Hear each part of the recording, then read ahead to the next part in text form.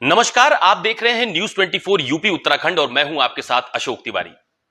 साल 2024 के लोकसभा चुनाव में उत्तर प्रदेश में कई तरह के सियासी संदेश भी सामने आए हैं। एक तरफ पीडीए के बलबूते पर चुनावी मैदान में उतरे अखिलेश यादव का पीडीए फॉर्मूला सुपरहिट रहा और उम्मीद से ज्यादा सीटें समाजवादी पार्टी को हासिल हुई, तो दूसरी तरफ सत्ताधारी बीजेपी को उम्मीद से कहीं कम सीटों का सामना करना पड़ा। यानी बीजेपी ने जितनी सीटों का टारगेट उत्तर प्रदेश में रखा था, उससे बहुत कम सीटें वो जीत सके। उत्तर प्रदेश में समाजवादी पार्टी के मुखिया अखिलेश यादव इस बार कन्नौज लोकसभा सीट से सांसद चुने गए हैं और हाल ही में उन्होंने अपनी विधानसभा सीट से इस्तीफा भी दे दिया है। यानी कि अखिलेश यादव अब उत्तर प्रदेश नहीं बल्कि केंद्र की सियासत में भागीदार बनने वाले हैं। केंद्र की सियासत में वो अपनी मजबूत उपस्थिति दर्ज कराने वाले हैं। लेकिन अखिलेश यादव के इस्तीफे के बाद उत्तर प्रदेश में विधानसभा में नेता प्रतिपक्ष कौन होगा, इसकी चर्चा भी शुरू हो गई है। दरअसल अभी तक अखिलेश यादव ही नेता प्रतिपक्ष की भूमिका में थे और सदन के भीतर बीजेपी सरकार पर कई गंभीर आरोप भी लगाते थे और जनहित के मुद्दों को भी उठाते थे। यानी सदन के भीतर विपक्ष की मजबूत उपस्थिति देखने को मिलती थी। अब अखिलेश यादव के इस्तीफे के बाद उत्तर प्रदेश विधानसभा में नेता प्रतिपक्ष कौन होगा, इसको लेकर मंथन शुरू हो गया है और कई ऐसे प्रमुख नाम हैं जिस पर चर्चा भी चल रही है। जिन नामों पर प्रमुखता से चर्चा की जा रही है, उसमें सबसे पहला नाम शिवपाल सिंह यादव का है। शिवपाल यादव अखिलेश यादव के चाचा हैं और जसवंत नगर सीट से विधायक हैं। शिवपाल यादव के नाम पर मंथन इसलिए भी किया जा रहा है कि शिवपाल यादव बेहद अनुभवी नेताओं में गिने जाते हैं, समाजवादी पार्टी के पुराने नेता हैं, मुलायम सिंह यादव के छोटे भाई हैं और अखिलेश यादव के चाचा हैं। अब शिवपाल यादव के नाम पर चर्चा क्यों की जा रही है, इसको भी समझ लीजिए। दरअसल शिवपाल यादव 6 बार के विधायक हैं और साल 2009 से लेकर साल 2012 तक वो नेता प्रतिपक्ष की भूमिका में भी रह चुके हैं। यानी उन्हें बतौर नेता प्रतिपक्ष सदन के भीतर कैसे कामकाज होना है, इसकी पूरी जानकारी है।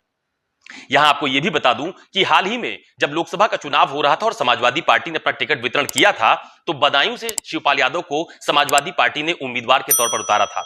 लेकिन बाद में सियासी घटनाक्रम बदले और शिवपाल यादव के बेटे आदित्य यादव को वहां से समाजवादी पार्टी के टिकट पर चुनावी मैदान में उतारा गया और वो भारी अंतर से बदायूं लोकसभा सीट पर जीत भी गए हैं। ऐसे में शिवपाल यादव के नाम पर मंथन प्राथमिकता के आधार पर किया जा रहा है, क्योंकि पार्टी, संगठन, सरकार और सदन की कार्रवाई, इन सब की जानकारी उनको है। लेकिन इसके अलावा अखिलेश यादव नेता प्रतिपक्ष के लिए दलित और अति पिछड़े नेताओं के नाम पर भी मंथन कर रहे हैं। उसके पीछे बड़ी वजह यह भी है कि लोकसभा चुनाव में पीडीए के फॉर्मूले के तहत अखिलेश यादव को जिस तरह की सफलता मिली, उसके बाद अखिलेश यादव और उनकी कोर टीम इस बात पर भी मंथन कर रही है कि सदन के भीतर भी अगर पीडीए का फॉर्मूला दिखाया जाए तो शायद उसका फायदा आने वाले विधानसभा चुनाव में मिल सकता है।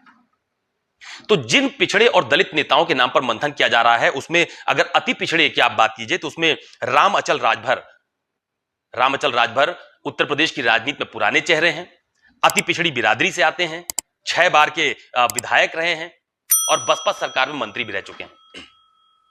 और आपको ध्यान होगा कि लोकसभा चुनाव में लगातार अखिलेश यादव जब ये मैसेज देने की कोशिश कर रहे थे कि आप जो बहुजन समाज के लोग हैं वो अपना वोट खराब ना करें, बसपा को वोट ना करें और समाजवादी पार्टी को वोट दें, क्योंकि समाजवादी पार्टी और गठबंधन लोकसभा का चुनाव जीत रहा है, तो इनके नाम पर भी मंथन किया जा रहा है।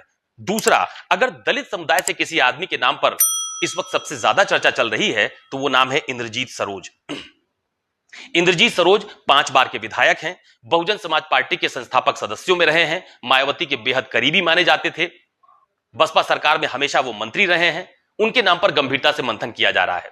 दूसरी बात यह भी है कि इंद्रजीत सरोज के बेटे पुष्पेंद्र सरोज ने इस बार लोकसभा के चुनाव में जीत हासिल की है। तो शिवपाल सिंह यादव, रामअचल राजभर, इंद्रजीत सरोज, ऐसे तमाम सारे नामों पर मंथन किया भी जा रहा है।